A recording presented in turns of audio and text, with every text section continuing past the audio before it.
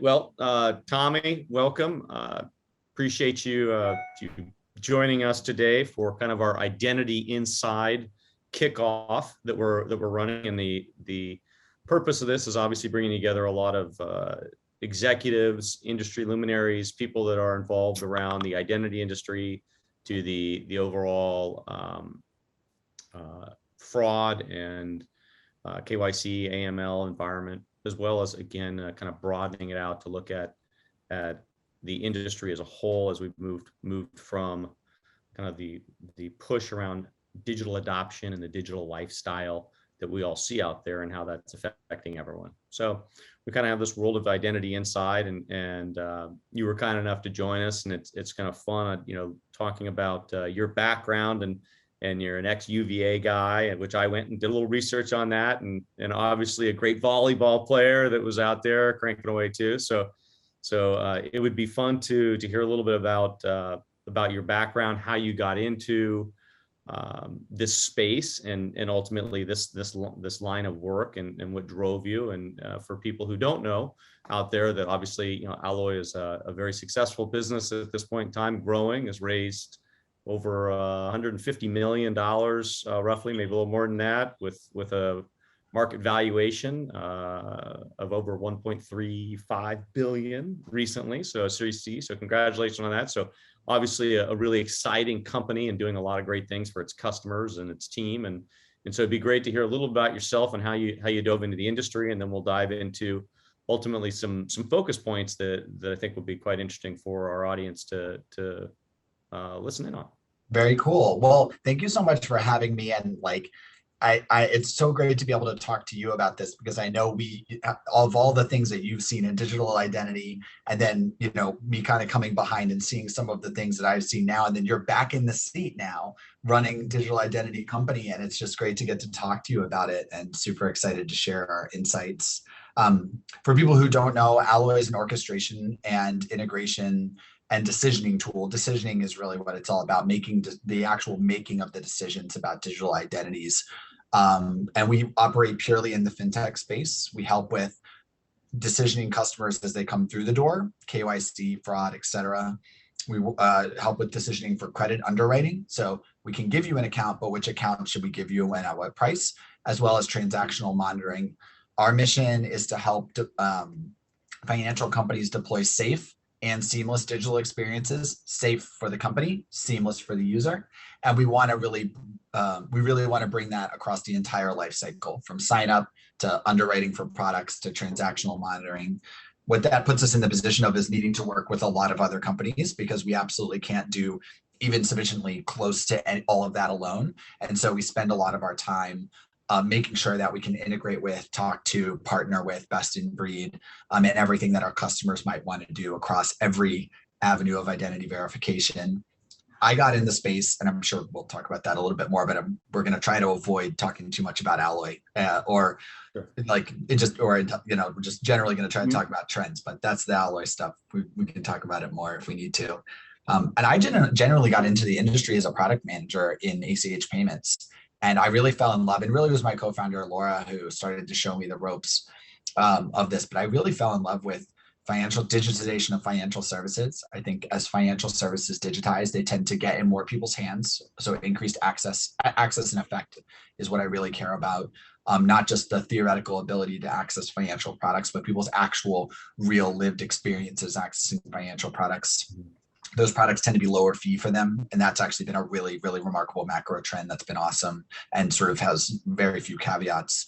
And they tend to be higher yield where yield is relevant. So digital checking accounts pay higher yield than branch native checking accounts, although that's starting to change in a good way, which is that everybody's sort of going the low fee, high yield direction to the extent that they can. Of course, the Fed has a role in that. So, I really fell in love with that. I really started to believe that what was fundamentally different about building financial products, separate from other types of products, was risk.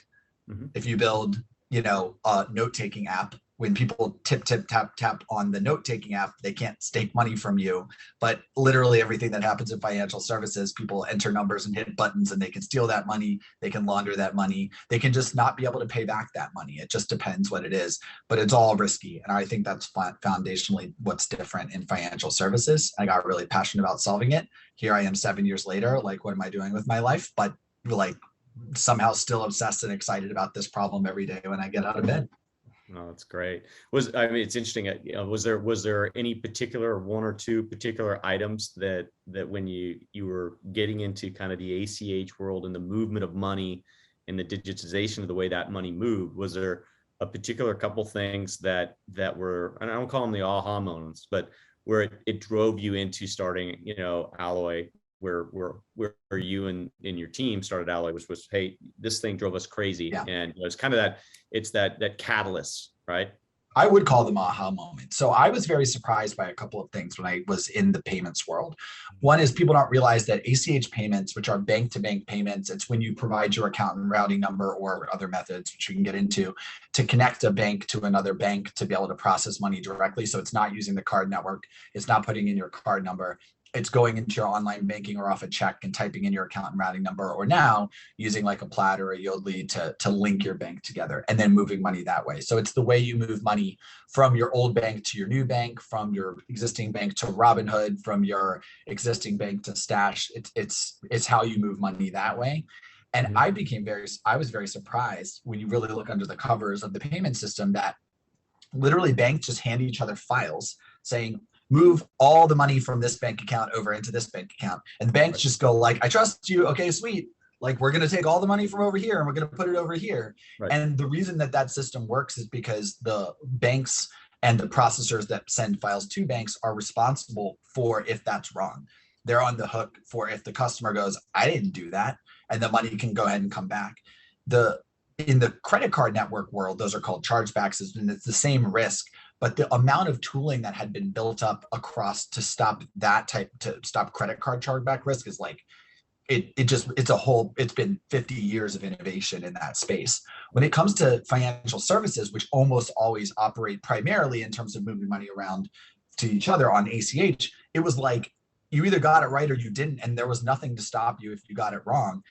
And so realizing that the reason that you would, for example, and I'll get to my actual aha moment, but the reason that you would like sign up for a brokerage account and then you couldn't trade your stocks for 3 to 5 days was because they didn't know if you even had the money you said you had in the first place to deposit. They didn't know if you were there to commit fraud and you would just basically like deposit money you didn't have. They were trying to mitigate against the fact that you might just say, I didn't do that. They needed time to research your identity. And realizing that like the user experience that I actually had every time I was interacting with financial services was because the financial services companies couldn't get an understanding of whether I posed a risk or not, was an amazing moment for me. And I think it got really crystallized back in 2013 and 2014 during the Bitcoin and the original crypto boom. I know that 2011 and even earlier was when, 2009 specifically is when crypto became a thing. I just mean the first really material bubble. I mean, we're up 60x since then. I just mean the first bubble in 2013, 2014. And my friends and I signing up for lots of different crypto products and wanting to try things out, trying out micro tipping on Change Tip, or trying out, buying cryptocurrencies on various other like Coinbase and Buttercoin and stuff at the time, and realizing like, oh, this is the same thing. Like, I deposit the money, they won't let me buy the crypto for a long time. I wanted to try the thing, I can't try the thing forever. Like, this is crazy.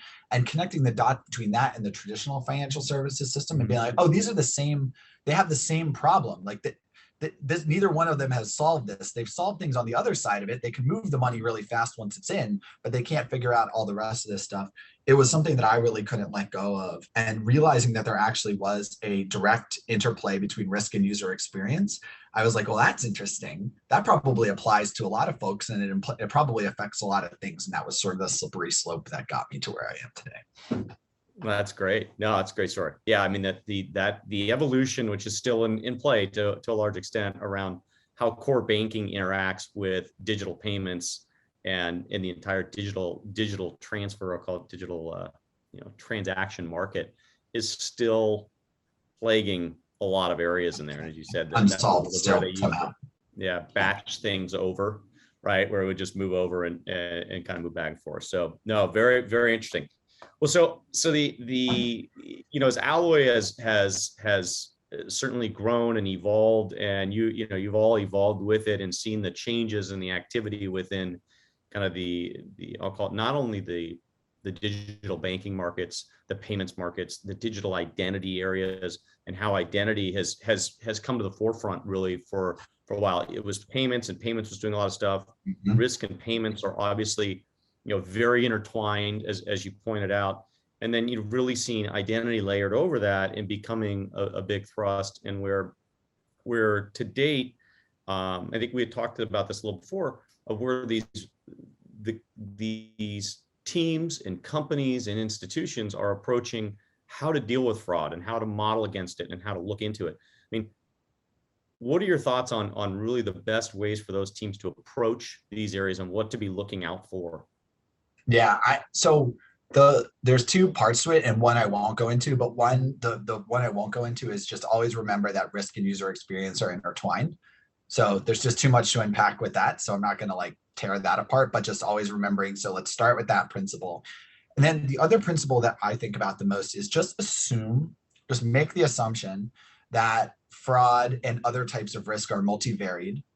Like there are just a lot of different permutations to risk and fraud. Just make that assumption, make that as the core assumption, and assume it's going to change.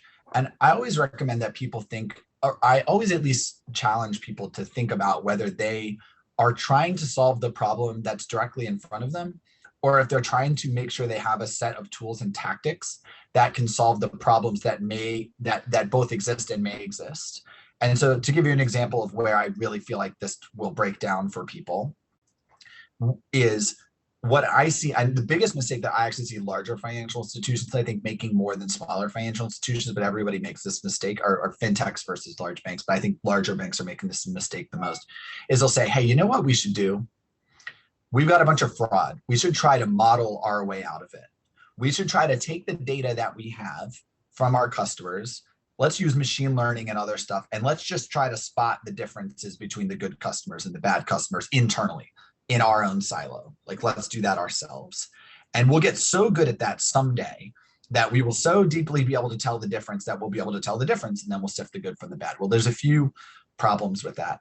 One that I don't need to go into because I think it's like reasonably well understood is like, you're going to be worse at modeling your own data than vendors, and not Alloy, because we're mostly working with partners who do this. So I'm not trying to pitch our modeling, but what we do but like mostly from the whole ecosystem, you're going to be worse at modeling your individual user behavior than vendors who go model many customers' behavior and update those models all the time are. So that's one. So you would prefer, when you're thinking about modeling, to think about, are we set up to get best in breed models that we can buy? Are we in a position where we can turn around both the buying of those models from vendors and the updating of those models as they update those vendors, as the vendors update those models? And I think usually when I challenge people just with that very simple question, the answer is no, because procurement would be really hard, or like, where would we even put it? And we're going to have to update these models all the time. I'm like, all right, so you're going to build your own models that are going to have the exact same problems, except they're going to be worse. And you can't even, like, you could just go buy those if you were to think through what it would take to consistently be getting best in breed models into your ecosystem. So that's one tactic. Let's go all the way to the other end of the spectrum and say, all right, so now whether you've done it internally or you've done it externally, you've modeled the crap out of your population. It's super modeled, so modeled. We know what's risky, low risk, and medium risk, and we're just so good at that. Well, then what are you going to do? Are you going to just throw all the people that are medium risk out the door, right? What's the next thing? What do you do, and how would you respond to the risks that you and others and whatever are modeling? Are you going to do step-up authentication? Are you going to do manual review? Are you going to do investigations? Are you going to do OTP? Are you, like, what is it that you're going to do? And if you sort of take those two ends of the spectrum, are you set up to even like do the tactical, like getting of the best information? Let's not even call them models, just the best information into how you make decisions about risk. And then there's a lot in between here and there. But then at the other end, do you know what you'll do about it when you see it? Are you going to throw it out? Okay, well, that's easy. So if that's what you're going to do, I guess that's what you're going to do. But are you going to, most people say no. Well, certainly, like, for the vast majority of things that we think are risky, we're going to do something like step up our research and, again, yada, yada, yada. Well, are you set up to do all of those things in the appropriate way that would be appropriate for the risks that you have? That's the first question I think people should be asking themselves. Alloy plays a role in all of that for sure, but that's actually not like fundamentally an Alloy thing. Yeah. That's like just a thing, hard stop, that you can skin that cat a bunch of ways. I think we can help you with it better than you could do yourself or do other ways. But forget Alloy. Just like that fundamental question.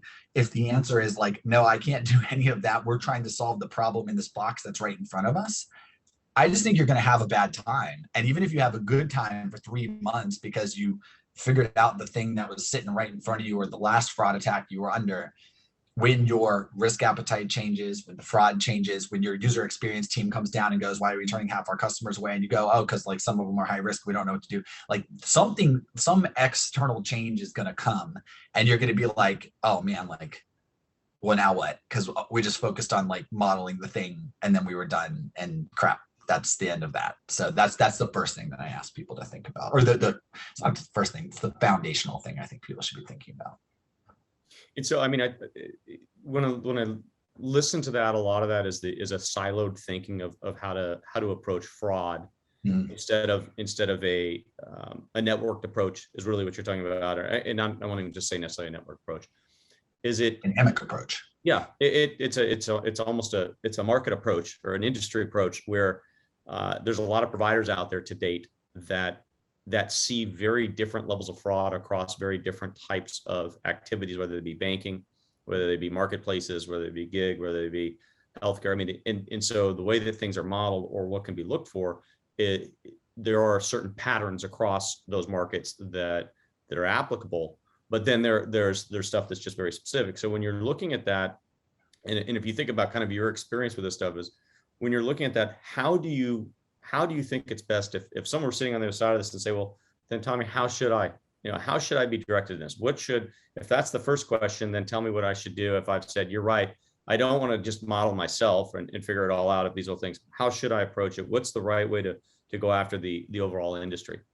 Independent of any particular procurement process that you might go through, I think you just can ask yourself these 3 questions and then like move yourself along these 3 different paths. One, like, do I have the expertise at my, let's just assume that you're going to operate at really big scale. I just think that's the easiest way to think about these things, because if you're a very small institution, I think you would think about this a little different. Let's assume this is like consumer or small business fintech, needs to operate at really big scale, mass market product, doesn't matter what it is, but mass market product.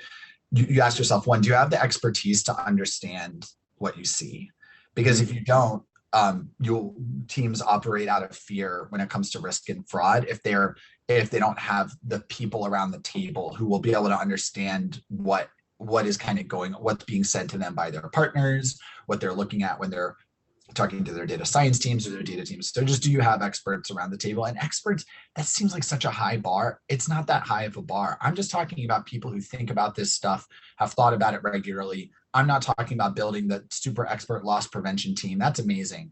I'm just talking about, do the product people learn this stuff every day? Do the executives that are in charge of this stuff, are they familiar with it? So that's one. The second thing is, like, I think you can just kind of ask yourself the question of change management. I actually think change management is one of the really, really hairy problems in financial services modeling, just kind of hard stop. Because what happens is a lot of financial institutions have, just in general, have change management policies that are built for credit underwriting. So you'll basically like have to go through the same change management policy for changing the rate, like the FICO threshold for your mortgages, like this huge decision that you go through for like trying to fight a fraud attack. So second thing is, what is your change management policy? Just from a policy, not a technology perspective, are you allowed to change how you make decisions about different types of risk very quickly? Are you even allowed to do that? And what is the process? And if that process is not very nimble, I promise you it can be nimble. The best risk organizations have experts and are super nimble. It can be done. Maybe not your credit underwriting policy, but your fraud prevention and identity processes, everything from the front of the stack to the back of the stack. And then the third thing is, of course, to think about the technology. Like, what is, when you have change management policy that's very nimble, what's the technology that enables changes? What's the expertise in the testing? What do you need to do to kind of go through that process? And do you have the technology in place? I really think that there's a bunch of ways to solve those problems. But I think if you sort of think across all of those things, you'll get to the right answer. The only specific thing that I think people need to be thinking about is that last point in the last rant that I was under, which is what are you going to do? Are you set up to interdict? I think so. This seems like such a simple thing. I think so many fintechs and so many banks are not able to do this. If you get to a point where you want certain users to go through different experiences that actually impact their experience, not just the decision they get. So things like document verification, document validation, document plus selfie, two-factor authentication, knowledge-based authentication was like, God forbid, but even that, and the like, are you set up to do that? And if you're not, start there, work your way back. But I really think those three things. Do you have experts? What is your change management policy? Forget the technology. And then you have technology that can put in place all of those changes that you need to put in place. If you do all of those things and you don't, and nothing shakes out of it, of like, oh, we should go partner with these three vendors and this thing, I'd be very surprised, because almost always it does shake out. And certainly, like, one thing you can do is we can guide you through that entire process, but that is something that you can do independently, regardless of your technology partners, is you can figure those parts of the process out and it'll make some material difference. No, that's very well said. I mean, it's certainly a function that you've always seen within different organizations. And I guess what would be interesting, because you've worked with lots of different financial institutions, have you finally seen, because there's been trading of people through different organizations, whether they be banks, digital, have you seen a change in behavior? That's probably the best way to look at this, related to whether you're talking to the large banking environment, right, the large financial services, down into either digital bank or community banks, regional banks, on how they're approaching it, because they all have different, different levels of political activities in terms of, I don't mean, politics. I know what you mean. 100%. The way that they culturally operate versus the speed that some of the other ones are trying to operate, and then versus the others that are quite frankly fintech digital banks that aren't carrying the baggage with them. The thing that I am the most happy about like the Alloy journey over the last 6.5 years, and all the folks that we work with, is we work with community banks, mid-sized regionals, the largest banks in the country, and also small fintechs and big fintechs. So I feel like we work with everybody. Mm-hmm. And it's because they all have the same problem somewhere. We might not be able to, or even want to sell all about what Alloy does to all of them, but they all have similar problems somewhere along the line. What is really remarkable right now at this point in time specifically is, if you handed me the average top 50, below top 5, but in top 50 bank, the average community bank that's doing digital stuff, we can't, obviously, if they're not doing digital stuff at scale, then forget it. Like, there's no reason for us to in this analogy to talk about that, or in this anecdote, or the average fintech. It is a much closer sort of mindset and the way they operate around risk process than it was when we were starting out. Those have collapsed. There are fintechs that are deeply in the wrong mindset and deeply in the right mindset. There are the 7th biggest bank in the right mindset, 8th biggest bank in the wrong mindset. I don't know who those two banks are. I'm just picking numbers to illustrate it. And there are a lot of community bank. This is the really stunning thing. There are a lot of community banks that are like blowing both sides out of the water.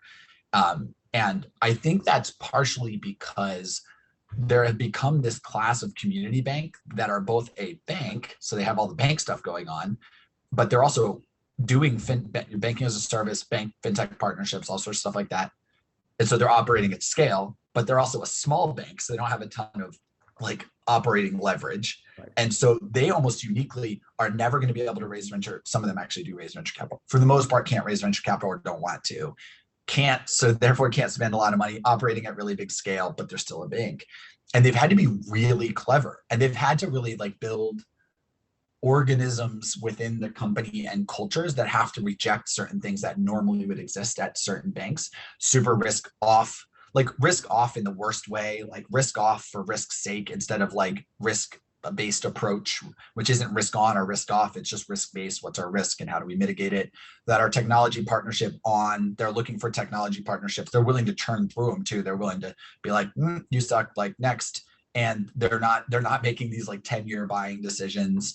And I think that all across that stack, there's a lot of going on. I think that the folks in the most challenging situation are the sort of big, but not the biggest institutions. I think they have the hardest problem. They look a lot like the biggest banks, but they don't have the R&D of the biggest banks. They kind of compete the most with the fintechs actually to some extent. And I think there's going to be some really big winners out of that segment. And I think you kind of are seeing culturally who's doing the most interesting stuff and who's, super proud of some of our customers recently dropping overdraft fees, doing some really interesting things around customer value. And I think there'll be some winners in that segment, but I think there are some folks who I think have been kind of hoping that fintech would go away and just leave them alone. And that's not the case. And I think they have the hardest time. But again, I think some of that innovation is going to move up the stack. But even overall, I really do mean this. There are fintechs getting it totally wrong, totally right. Community banks getting it totally wrong, totally right. Big banks getting it totally wrong and totally right. I find the most interesting segment just intellectually to be that the community banks doing it right, because you would have thought they didn't have a chance, but there's actually a lot of good stuff happening. What's interesting, on the community banks piece, I'd probably a little more on that, is that community banks in some cases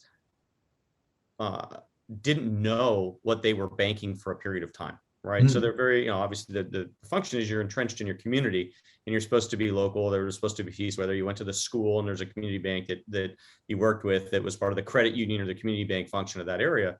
But what was interesting is that community banks have done a couple things. One, and this is where I'm interested in your opinion on, is one, they've had to transform themselves to compete, obviously, and they've had to take on very different types of businesses or customers that do carry a much riskier profile in many cases in terms of the way that they're moving money. So in many cases, you see community banks banking fintechs, right? Yes. Which is very interesting. And those fintechs can be in fairly risky environments and it's not.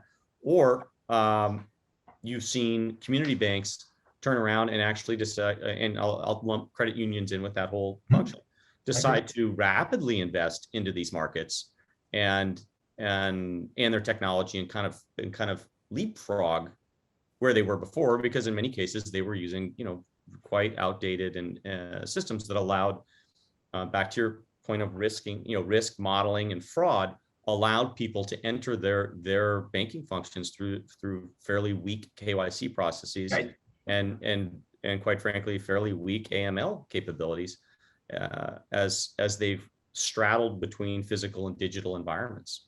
And some of them got consent orders and some of them didn't. And that I think has a lot to do with what they invested in and when. I'll give you a couple examples that I'm very proud to work with. And boy, I really hope that it's public that we work with both these companies, but I think it is.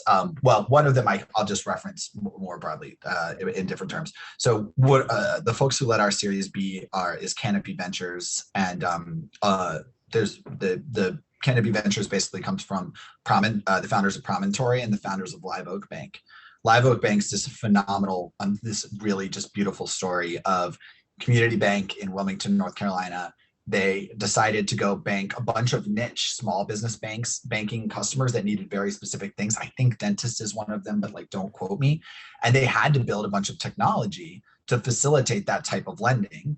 And because they're just a small bank, and so it's we can't we couldn't just spend we have to do something that scales. And so they built that technology, and that largely inspired the company Encino, which is now a $7 billion software company. But you think about the really beautiful part of that story from my perspective is they realized there was this type of customer that wasn't being reached with a banking product that made sense for them. Mm-hmm. Let's say it's dentists. I don't know if it is, but there's something about dentists that needs a different banking product than Alloy does. Mm-hmm. There just is. I don't know what it is, but it exists, and that's why they're the fastest growing market cap bank in the country by a mile, because they figured this out and they have proprietary deal flow, proprietary product. They know how to serve that segment. They know how to talk to that segment. Absolutely incredible. On the other side, and you talk about a really great story, you talk about being risk on, but in the right way, risk from a risk-based approach. We have Valley Bank, who I know, I'm just pretty darn sure it's public that we work with them. Valley Bank, which has just launched a closed loop payments network and cash management product for the cannabis industry. And like they used first principles thinking to think about what risks exist and a customer that could be served if they could understand and mitigate those risks, partially using really strong identity verification, but also using closed loop payment networks and a closed loop payment network where the money can't go a bunch of places, so you don't have a bunch of risk there.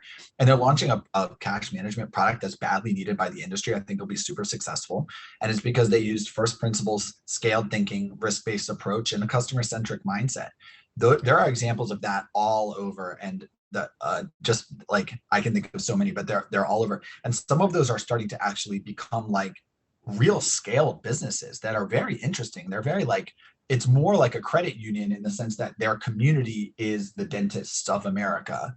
You know, on the other side, there are literal credit unions who have been doing that for decades and are starting to get really good at technology themselves. Some of the best technology teams that I've worked with in fintech at Alloy have been at some of our partners in the credit union space. There's one I want to mention right now, but I'm not sure if it's public, if they work with us. I'm like 80% sure, but not 100% sure. But one of them comes to mind. And there's some very forward-thinking folks there too. So I think exactly to your point, there are some stories that went real badly in that, where they said to compete, we've got to do this and we've got to do it at scale. And they're just super not prepared. Some of those went under consent orders. Some of them will, and they'll figure it out. And I hope that they can stay with it because I think it's a good thing. But there's a whole bunch of others that have figured it out with the right risk-based approach from day one. And some of those are starting to scale and be really successful. Those are the stories that warm my heart, and actually like some of the reasons that I get the most excited about being in this business. There's plenty of those in fintech, plenty of those in big banks too, but the community bank ones feel like this little underdog story that I always get really psyched about. And they're very cool. Yeah, I mean, they're you know, you used to call it niche or kind of boutique-y in the way that they're handling it, but they're really scratching that itch around some of these markets that have been underserved. And you know, you touched on cannabis or dentistry. There are very specific aspects to those businesses that have to be met, not only from a regulatory compliance side. You know, the dentistry profession does have very different requirements in the way that you know, their billings, their lending happens, what they're doing, how they're handling things, versus the cannabis industry under a different regulatory function, which is all about their movement of money and you know, kind of from you know, not to say that, you know, from farm to consumption, right? That you know, goes all the way through. So it's I mean, it's really quite interesting that the community banks have, they are moving and taking advantage of that. And if you think of that at a broader level, it's where the large banking financial institutions have not. And so it's kind of like fintechs. When fintechs started to rise, they rose out of the need where they didn't see the large financial institutions meeting the needs, right? Innovator's dilemma. Like they can't do it because they're making too much money doing what they're already doing. Yeah, right. So it's pretty incredible. I mean, it's the same way that community banks, regional banks were automatically created, which was they wanted to have banks that serve these particular community needs. Now those banks have figured out, well, not just the community needs, but we're going to go into these markets that are underserved. And as long as you said, I think a very important piece is as long as they're taking a risk-based approach on how they do it, you know, it should flush out correctly.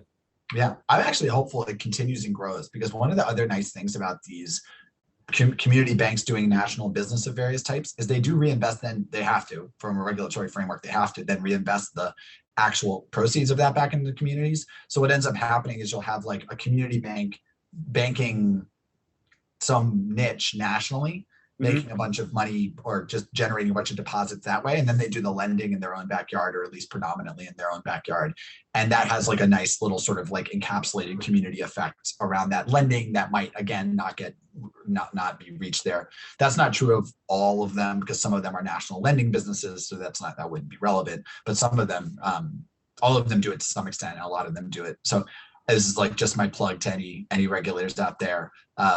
Do what you can to support the continued existence of community banks in the United States. It's really an amazing thing that we have 7,000 of them. We know the number is going to shrink, but we hope it doesn't shrink to zero. Yeah, no, that's a good point. Well, Regulators coming aren't up on much. it, I think that is there anything we've left? I mean, there's probably a lot we left on the table. Is there anything else that you'd want to add to this in terms of pieces you're thinking about? No, those were the little diatribes I wanted to go on that you and I had talked about. I really think people I really think there's a big opportunity to focus on, look external, look to the folks that are figuring out fraud. And again, this is like all sorts of the partners in our ecosystem, partners not in our ecosystem. Look external, think about expertise, and think about tactics. What are you going to do? How are you actually going to take this stuff, deploy it, and have it touch your user experience? If we got that message across, then I think we did our job.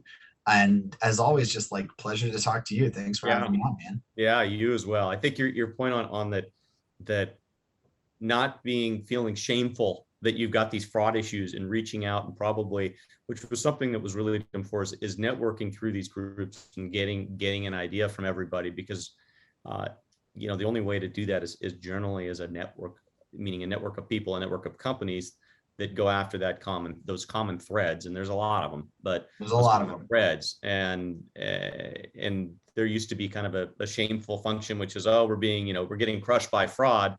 Let's not tell anyone about it, and let's just try and fix it internally, instead of, maybe you don't need to get into particulars, but look, we got a problem, and here's the common threads between the problem, and find the right people or organizations to come in and help you and help model it out in a broader function, because it's an organism. It's a continually evolving. I think I said a long time ago, we all know there's no silver bullet to this, right? So you need keep working at it. And there's probably a belabored vaccination metaphor we could come up with, but there's always a new variant on, but we won't go there today. Right.